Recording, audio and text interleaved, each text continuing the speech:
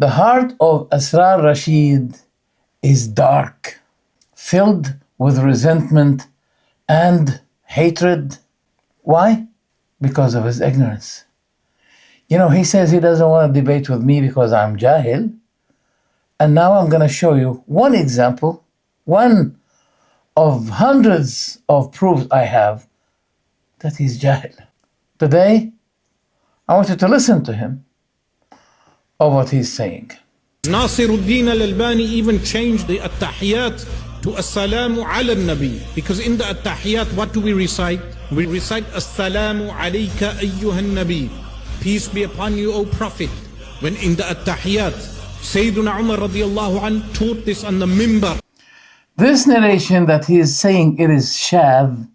Shadh means it's irregular. It's authentic, but it is less in accuracy than another narration which is more authentic and it contradicts it. This is a shadh. He doesn't explain to his people what is the meaning of shadh. But anyway, who judges that this narration about Ibn Mas'ud, which is narrated in Bukhari authentically as you see it, that it is shadh? You? Let's say Ibn Hajar al-Asqalani, the explainer of Sahih Bukhari. First, this narration that he's saying it is shadh, it is in Bukhari, hadith number 6265. And ironically, your way is pick and choose. In the matter of Raf'ul Yadayn, you say Ibn Mas'ud did it. When it comes to the matter of changing Assalamu alayka to Assalamu ala nabi, now you don't want Ibn Mas'ud, you want Umar. Pick and choose. So, if this narration is authentic and it's in Bukhari, who are you to say it is shadh? Now, let's see what Ibn Hajar said.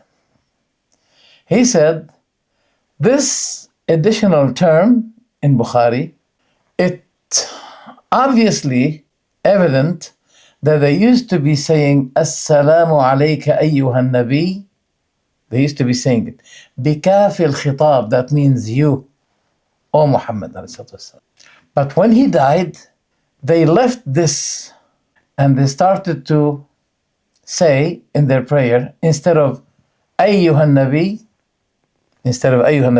they changed it to Assalamu ala nabi.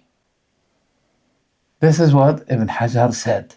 If you analyze here, Ibn Mas'ud is saying, this is what we learned and this is what we teach. So he was very confident about this, taking it from the Prophet. And when Ibn Mas'ud says, this is what we've been taught and the narration is authentic, you cannot deny it or look for something otherwise. I don't deny that this is a khilafi matter, but what a Muslim should be choosing is what authentically been uttered by Ibn Mas'ud, that I have taken this from the Prophet and this is what you should be teaching. It's very clear.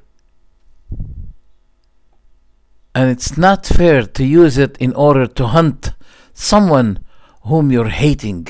I mean, Albani. Volume 11, page 56. Now, Ibn Hajar continues. وأخرجه ابن عوانة في صحيحه والسراج والجوزقي وأبو نعيم الأصبهاني والبيهقي from many frequent narrations to Abu Na'im, the Shaykh of Bukhari. This is the chain of narration. What is the text of that chain of narration? But when he died, we said Assalamu ala nabi. Yani no more Assalamu alayka. Ibn Hajar is saying that there are countless narrations proving that not only Ibn Mas'ud is saying we left, not I left, we, the companions. That caused As-Subki in his book Sharh al-Minhaj, after mentioning this narration, which is in Musnad Abi Awana, look what As-Subki said. If that narration is authentic, it is evident that directing the salam to the Prophet sallallahu alayhi wasallam is not wajib.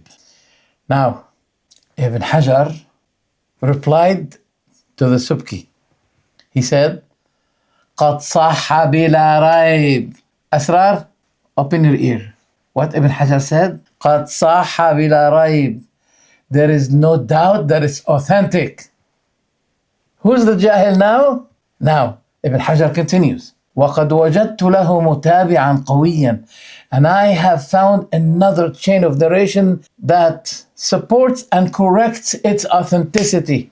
Abdul Razak said, أخبرنا ابن جريج أخبرني عطاء أن الصحابة. See, he's saying here that the companions, not only Ibn Mas'ud, that the companions, they used to say, Assalamu alayka ayyuha nabi, when he was alive.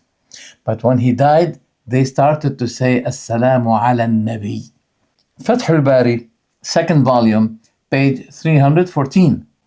Now, who endorsed and approved what Ibn Hajar said? Az-Zabidi, the explainer, or Az-Zabidi, the explainer of Ihya Ulum al-Din book. In his book, إتحاف السادة المتقين, شرح إحياء علوم الدين, volume 3, page 161.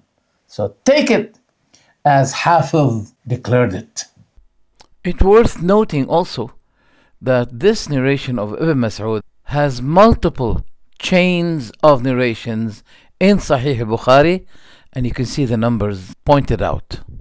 Many Christians, they throw doubt here. They say to you, doesn't your Quran say that you should be directing your speech to God alone in your prayer?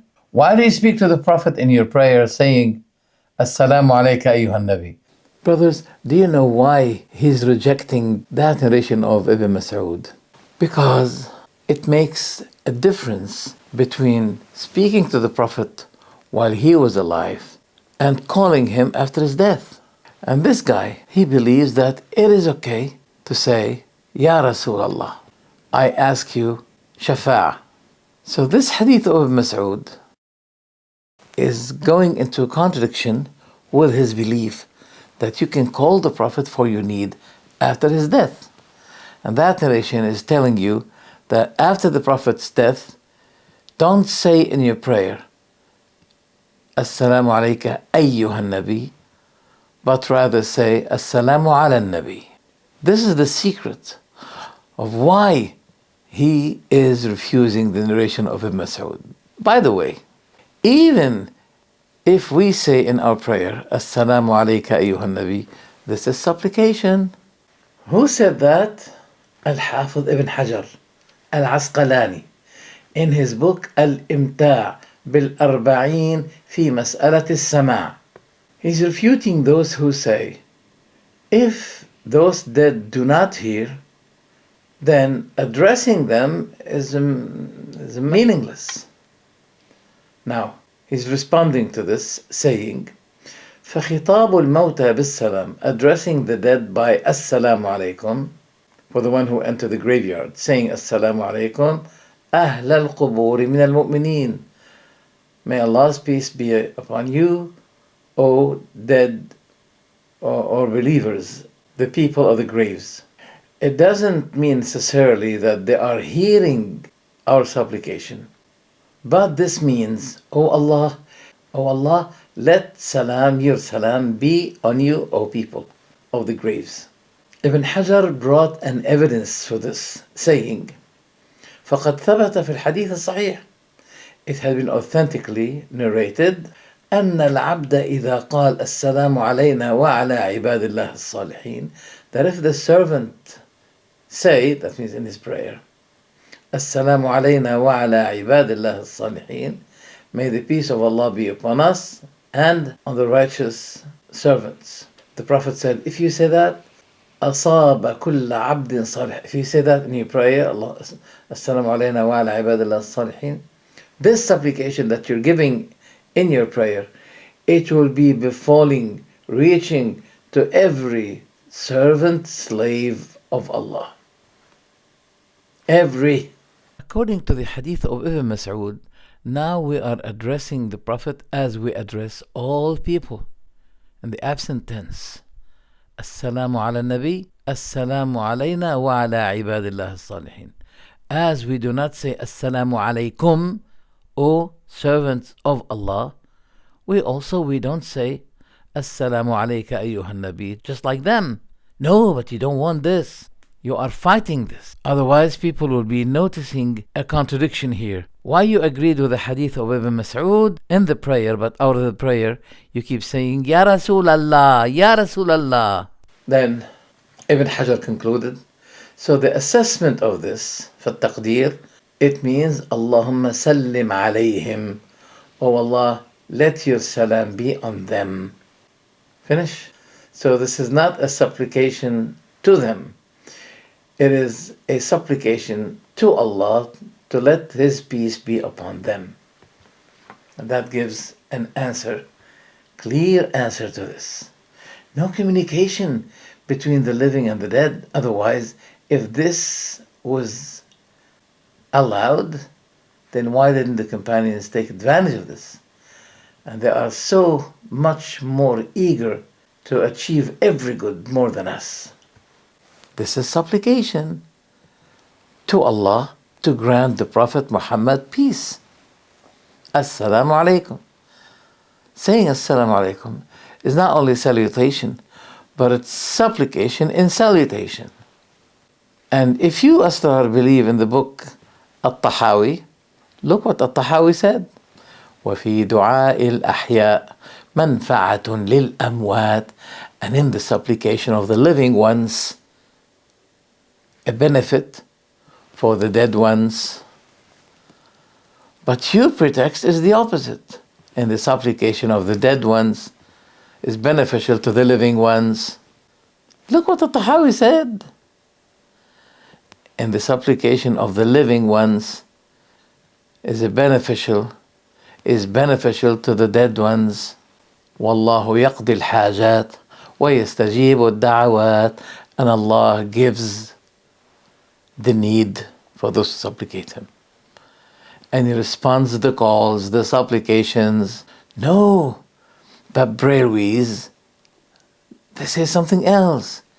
They supplicate the deads. They supplicate the Prophet ﷺ. This is what causes people to leave religion because of you. Centuries over centuries you've been defending the dogma that you can call the Prophet and the dead awliya for your need. And none of them respond.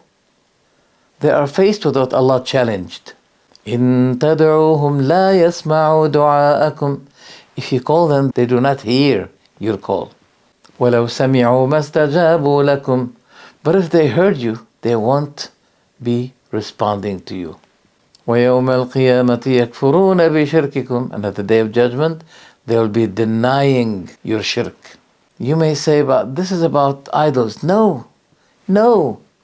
Go to ayah number 195 or 197 of Surah Al-A'raf, chapter number 7. What does it say?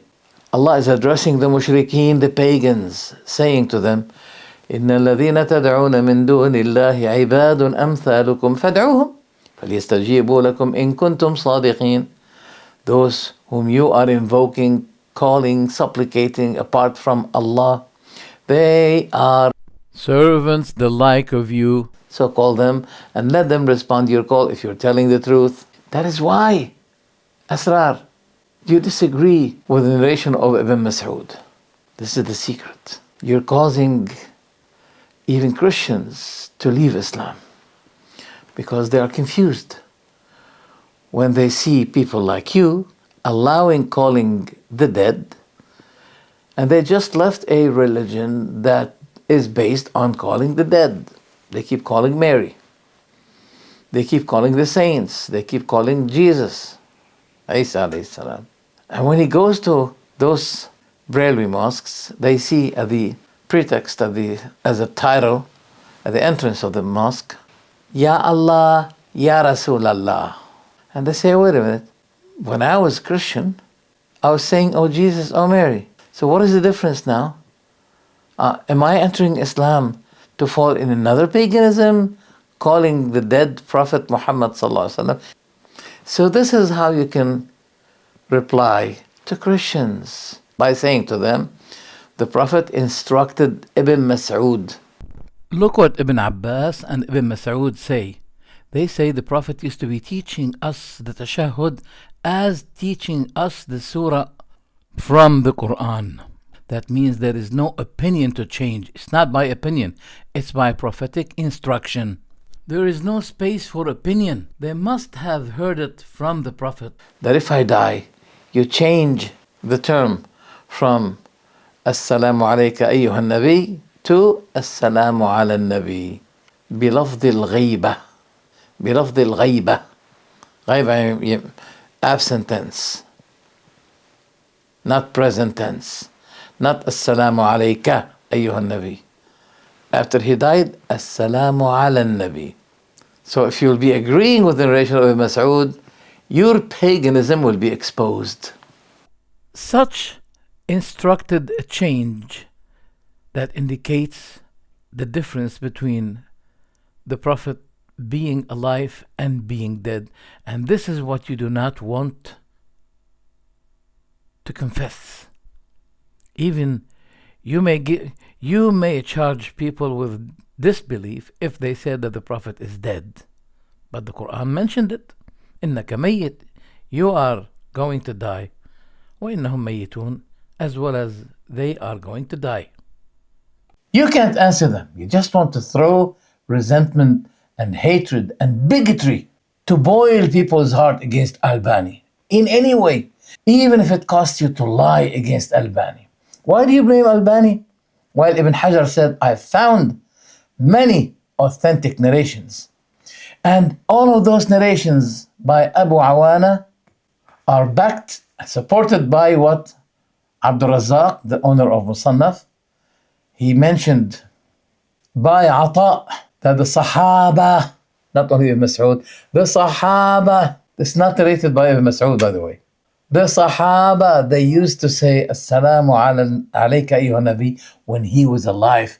But after his death, they changed it to Assalamu ala nabi. And by the way, the Sahaba, they used to be taking at-tahiyyat, the whole statement of at-tahiyyat.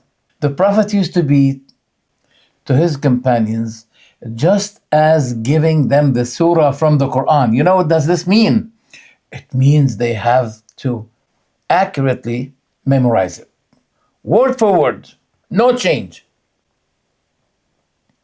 كان يعلمنا التشهد كما يعلمنا السورة من القرآن. He used to be teaching us the tashahhud as he used to be teaching us the surah in the Quran. That means, watch out, no change. So why they made the change?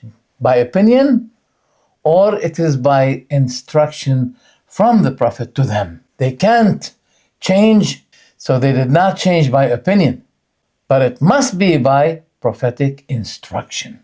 So what answer can you give to those Christians, enemies of Islam? There is no answer. So how do you explain to the people that Ibn Hajar said this narration of changing tashahhud after the Prophet's death, it's authentic? He didn't say it is shadh. The one who believed that it is shadh, his mind is shadh. ASRAR, stop your hatred and bigotry. Stop boiling people's heart against scholars. Why do you have to lie and say that it is Albani problem? It's Ibn Hajar's problem. It's Bukhari's problem. Oh no. But the problem is in your way of hatred, and keep intimidating your enemies. What I have spoken today is supported with evidences. Ibn Hajar said the narrations are countless, and he backed these narrations up with what Abdul Razzaq narrated. Ibn Jurayj, Ata, that the Sahaba used to be saying Assalamu alayka ayyuhan nabi. But after he died, they changed it. He's talking about the Sahaba, not only Ibn Mas'ud. Sayyidina Umar radiallahu anhu ascended the minbar after the passing away of Rasulullah sallallahu alaihi wasallam, amongst a congregation of Sahaba, he taught them the at-tahiyat with Assalamu alayka ayyuhan nabi. There is only one shadh narration from Abdullah bin Mas'ud. Albani rejected all the other narrations and he went by the shadh, anomalous narration. Nasiruddin al-Albani even changed the at-tahiyat to Assalamu ala nabi, because in the at-tahiyat, what do we recite? We recite Assalamu alayka ayyuhan nabi. It is true that some other companions, and maybe Umar among them, that they took the other way. That means Assalamu alayka ayyuhan nabi, even after the Prophet's death. But how we can go to Umar and ignore Ibn Mas'ud, who said, I heard the Prophet taught me, and this is what I teach. And Ibn Hajar said, this is authentic undoubtedly. At least you have to acknowledge that this is at least khilafi issue in which we consider, but you do not consider. You just want to put the blame on Albani and say that it is his problem. No, the problem is in your methodology.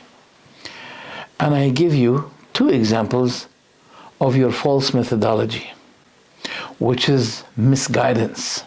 First, when you describe Ibn Arabi that he is Akbari, the greatest, while he says, Allah worship me.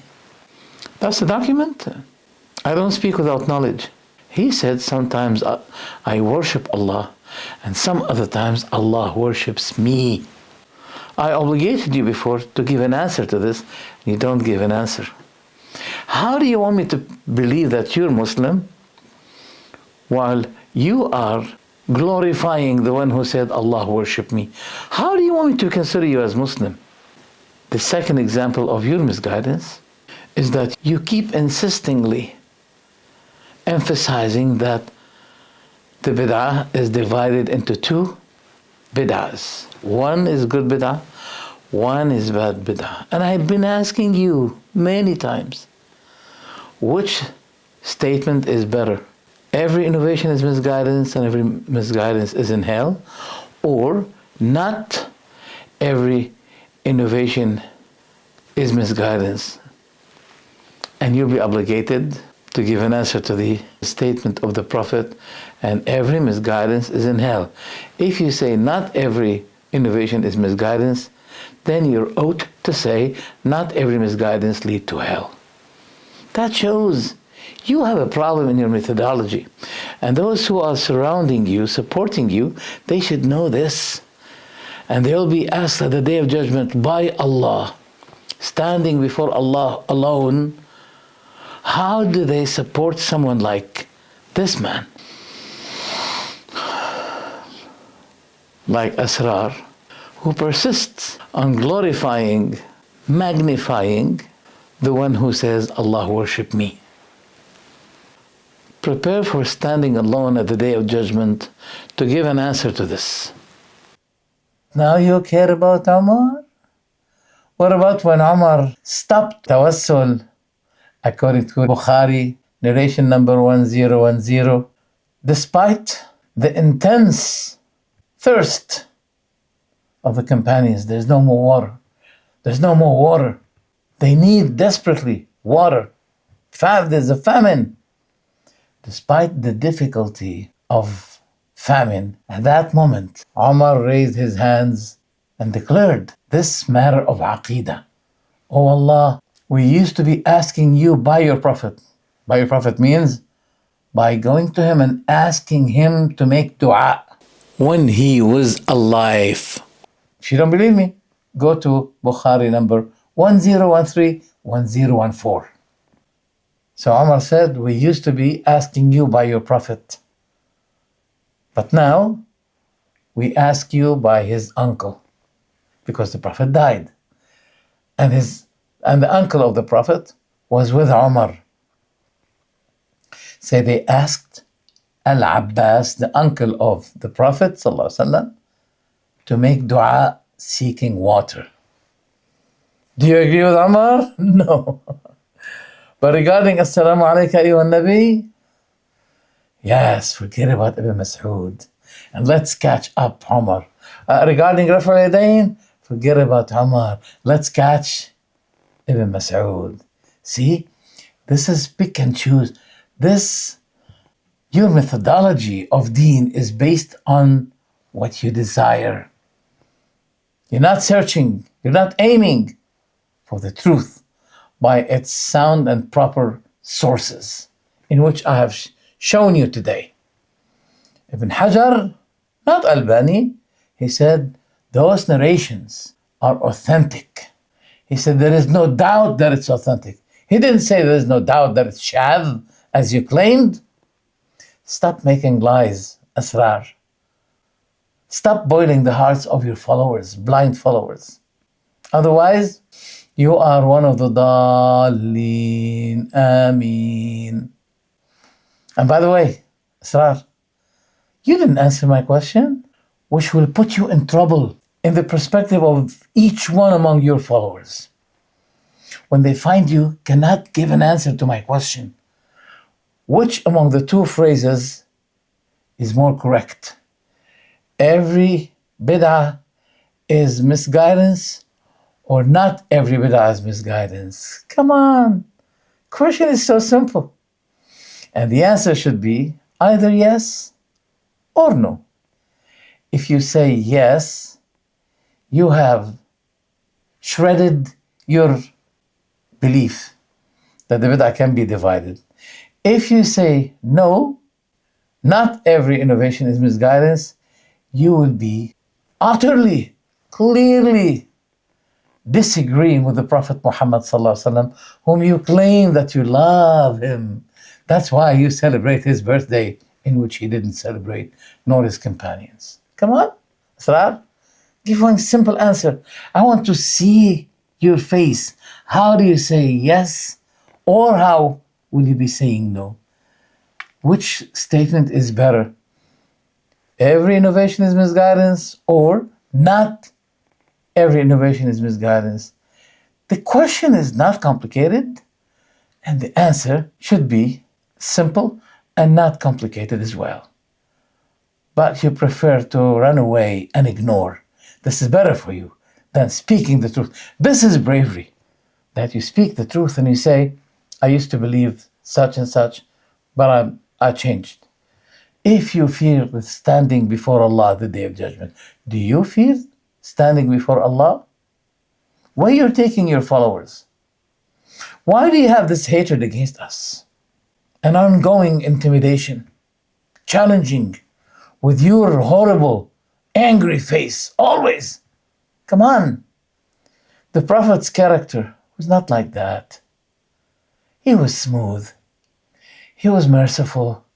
He was kind. Unlike your face, you remind us of this ayah in the Quran. Surah Al-Zukhruf, ayah number 77. وقالوا يا مالك ليقضي علينا ربك قال إنكم ماكثون لقد جئناكم بالحق ولكن أكثركم للحق كارهون. And they said, O Malik, let your Lord put an end to us. Let your Lord perish us. Then Malik, then the guardian of hell, whose name is Malik, will be saying, keep remaining. You will keep remaining. We brought you the truth, but most of you were haters of the truth.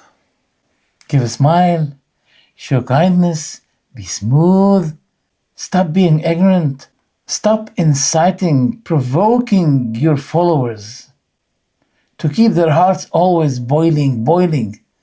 So by this you can keep always barrier between them and us, to try to understand us. Try to listen to us. If we are on the true way, they will follow us. That's what the mu'min of Al-Fir'aun said about Musa. If he was a liar, his lie is against him. But if he's truthful, his truthfulness will be positively beneficial to you. Please answer Finally, I keep reminding you, since many years, maybe almost 2 years now, please give an answer to my question. Which phrase is more correct than the other?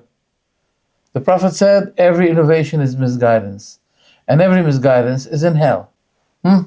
Is this correct? Or the other term is correct? Not every innovation is misguidance. Therefore, not every misguidance will lead to hell. Please give an answer. I'm waiting for your answer. Your followers are waiting for your answer. Don't let them conclude that you're running away from the truth. Give an answer, man. Please. I'm waiting for your answer. We have to deal with you online, because if we go to your place, your followers will be saying to us, as they did before, if you pass by the street, we're gonna sodomite you. And they started to hit the car that I was in by their hands. This is the way you deal with people.